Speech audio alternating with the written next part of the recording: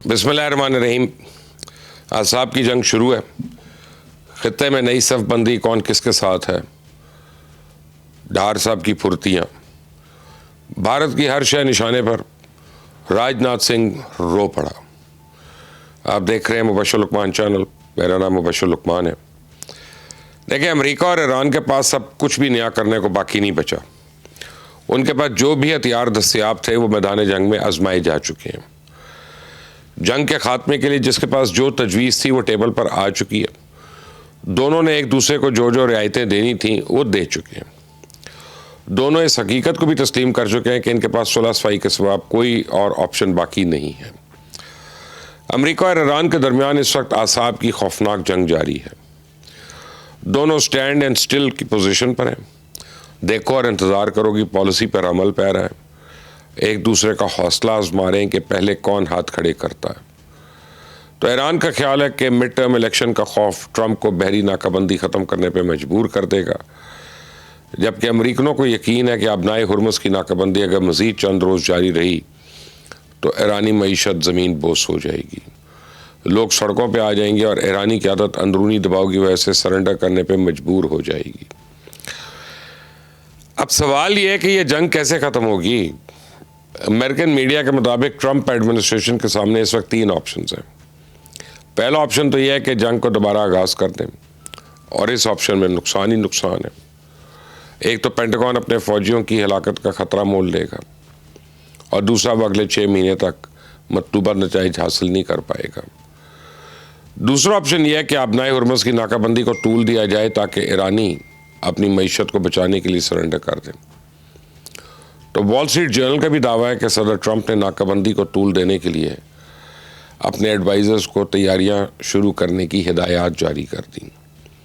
لیکن اب میں آپ کو بتاؤں کہ امریکہ کی اس بحری ناکہ بندی کا خمیازہ ابھی تک ہم ہی بھگت رہے ہیں۔ اگر یہ سلسلہ طول پکڑ گیا تو پھر اس کے اثرات امریکی معیشت پہ بھی پڑیں گے، اور جب عالمی سپلائی چین ٹوٹے گی تو اشیاء کی قیمتیں آسمان پہ چلی جائیں گی۔ امریکہ میں تو گیس کی قیمت پہلے ہی $4.18 سے کم نہیں ہو رہی ہے۔ کھاد بھی دگنی مہنگی ہو چکی ہے۔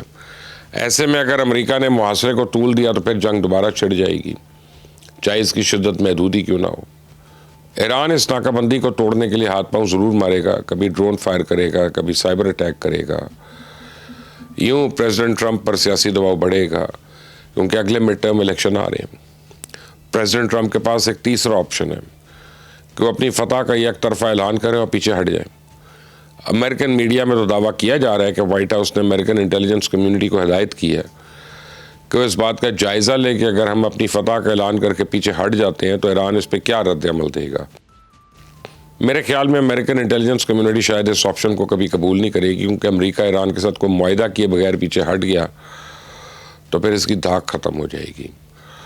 اور فطرت کا تو اصول ہے نا کہ طاقتور اپنی طاقت کے بھلی پرواہ نہ کرے، لیکن اپنی طاقت کا خوف قائم رکھنے کی کوشش ضرور کرتا ہے۔ تو امریکہ بھی اپنی کوشش کرے گا، اور وہ کر بھی رہا ہے۔ لیکن اب فیصلہ ایران کو کرنا ہے کہ وہ تدبر کا مظاہرہ کرتے ہوئے اس سچویشن کو کیسے ہینڈل کرتا ہے۔ تو میرے خیال میں تو حکمت عملی ایسی ہونی چاہیے کہ سانپ بھی مر جائے لاٹھی بھی نہ ٹوٹے، اور یہی اس مدبرانہ حکمت عملی کا نتیجہ ہے کہ ایران اقوام متحدہ میں ایٹمی عدم پھیلاؤ کے جائزہ اجلاس کا نائب صدر منتخب ہو گیا ہے۔ اور دلچسپ بات یہ ہے کہ امریکہ، برطانیہ، فرانس، جرمنی، UAE کی بھرپور مخالفت کے باوجود یہ کام ہوا۔ تو ایران کو نان الائنڈ گروپ نے نامزد کیا، سپورٹ کیا، اور یہ عہدہ کتنا اہم ہے یہ ایک الگ بحث ہے۔ لیکن بڑی طاقتوں کے اقوام متحدہ میں شکست واضح بتا رہی ہے کہ اب سپر پاورز کا دور ختم ہونے کے قریب ہے۔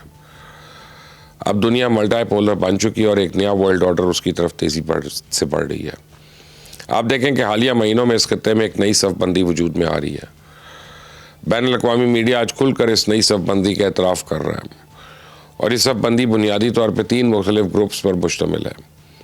پہلا گروپ توسیع پسندانہ عزائم کا حامل ہے، جارحیت پہ یقین رکھتا ہے، اور اس گروپ میں UAE، اسرائیل، بھارت، یونان، قبرص، مراکش، صومالی لینڈ، سوڈان اور ان کی تمام ملیشیا اور شام کی دروز کمیونٹی بھی شامل ہے۔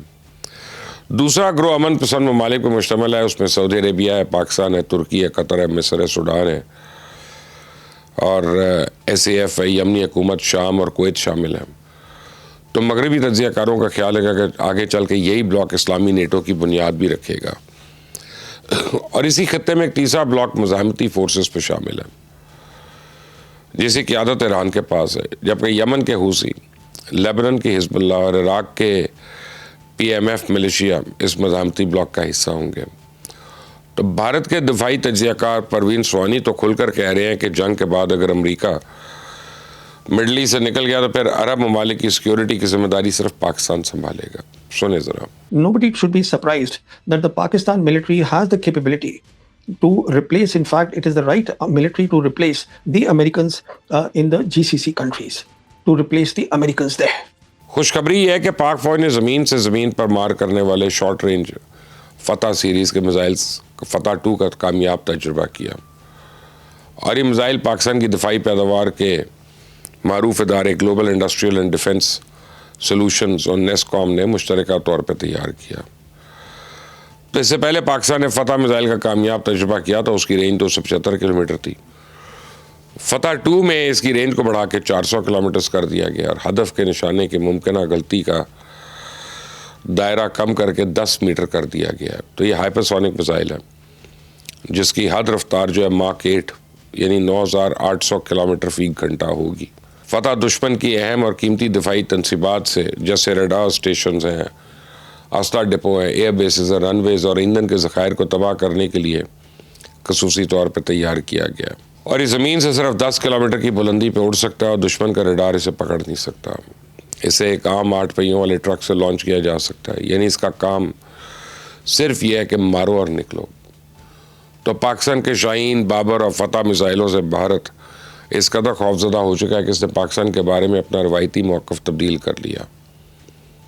بھارت پچھلے کئی دہائیوں سے پاکستان کو دہشت گردی کا منبع ثابت کرنے کی مذموم کوشش کرتا رہا، لیکن اب اس نے پاکستان کے بارے میں اپنے خیالات بدل لیے ہیں. کرگستان میں ہونے والی شنگھائی تعاون تنظیم کے اجلاس میں بھارتی وزیر دفاع نے کہا کہ دہشت گردوں کا کوئی مذہب نہیں، کوئی ملک اور کوئی قومیت نہیں ہوتی. ہمیں یہ نہیں بھولنا چاہیے کہ آتنکواد کا نہ کوئی دیش ہوتا ہے اور نہ کوئی دھرم. ٹیررزم اور انوسنٹ ہیومینٹیرین لاس کے لیے کوئی بھی وجہ، چاہے وہ واستوک ہو یا کالپنک، جائز نہیں ہے. اس سندربھ میں آپ نے راجناتھ سنگھ کا یو ٹرن دیکھا، تھوک کر چاٹنا اسے کہتے ہیں. یہ وہی کمینہ ہے جو گھر میں گھس کر مارنے کی باتیں کرتا تھا.